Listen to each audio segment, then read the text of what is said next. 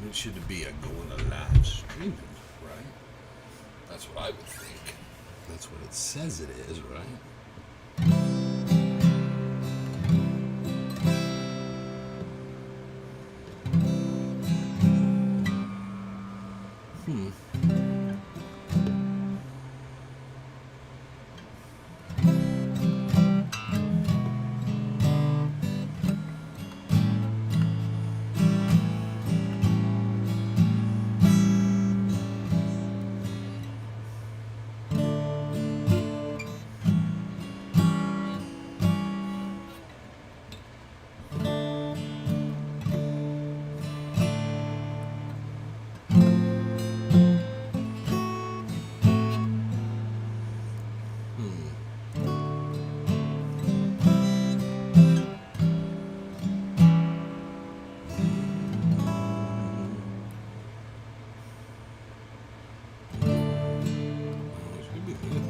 There we are. People are showing up.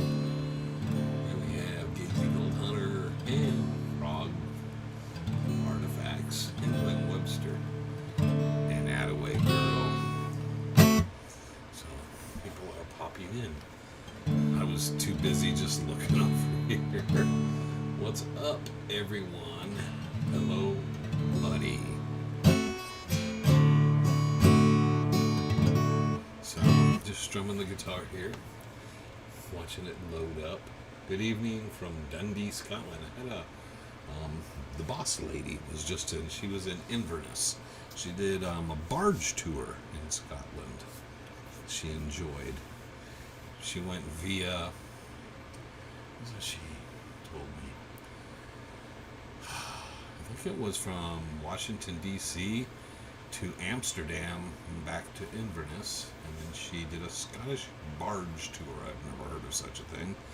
And then she was there for a week and a half, and then she came back via New York. And they lost her luggage on the trip, so she was stuck in Scotland with no clothes. She made it, so there you go. Yeehaw, howdy Wayne and everyone. There you go, Bobby. That's Lacey, hello from David. Oh, you guys are sharing the room and sharing for a change. Asbury Park, Ed's always from Asbury Park. Greetings from Asbury Park. Hola. And we have, I can't hear it. Turn up the sound. Is it because of the fan in the background? Because I'm right here. I can see the mic popping. So, sharing the car. Oh, we're in the car. We're driving. Well, whoever's driving, hopefully it's not you, Lacey. Hopefully David's driving.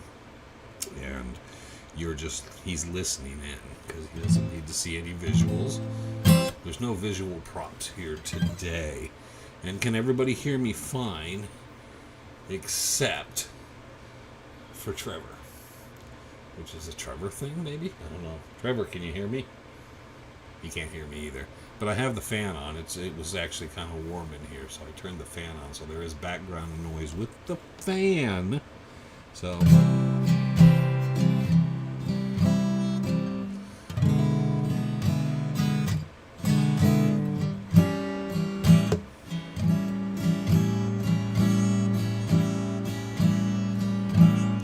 anyhow, then you kind of go into a D.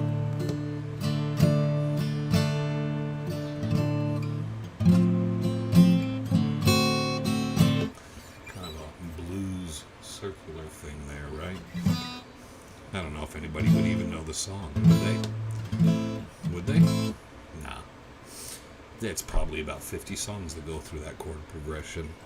So, but that being here, sounds nice. That's what I was thinking. I thought the sound. I have the meters in front of me, so everything looks good. I can barely hear you, and I have headphones on. That's weird because it appears everyone else hears me. Chuck in Tucson, what's up, man? So I don't know why it's not coming through. So for Trevor, we could turn it up and then make everyone else's ears bleed. So I don't know what he's not hearing.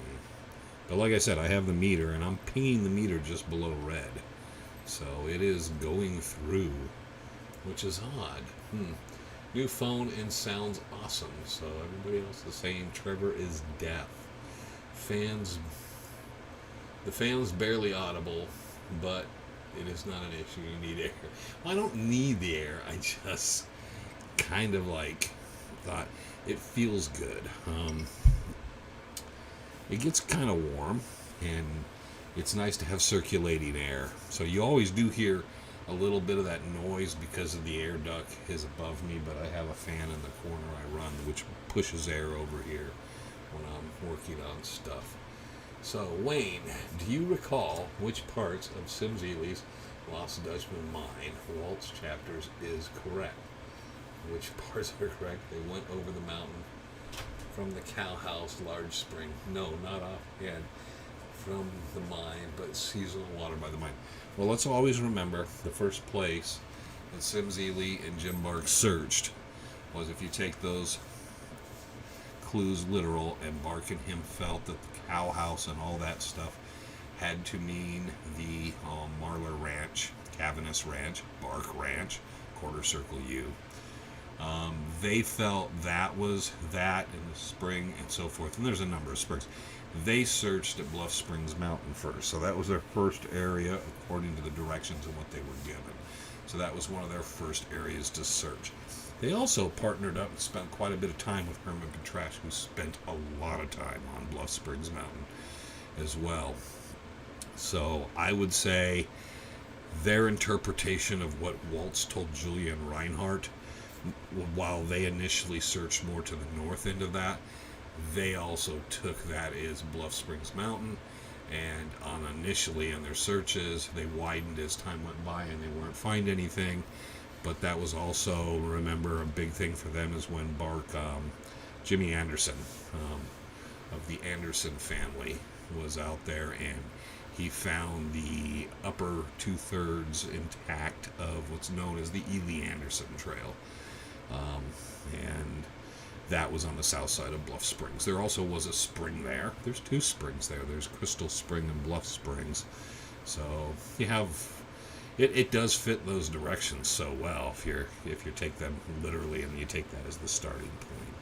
So, but that would be kind of correct with what Julia said, with what Reinhardt said, what Jim Bork reported, and what Sim Zeeley would. Now, when Ely's book was written, as Thomas Glover said, there was a ghostwriter involved that took all the material and rewrote it. So you would have to take Jim Bark's notes and then find that stuff, and then you would also have to find, and I believe there's a copy at Arizona State University in the library, the Hayden Library. There is an original, one of the original drafts, handwritten by Sim Zeeley, or typed by Sim Zeeley's secretary. But anyways, you could look at that and then compare. Now the big difference is it's far longer and has a lot of, it's not a literary thing, it's more like, it reads like a report, but you could read that and find the relevant stuff. I've always meant to do it. I have a copy and I've never been through it all because it is tough to get through some of it, because you're just like, it's not in the same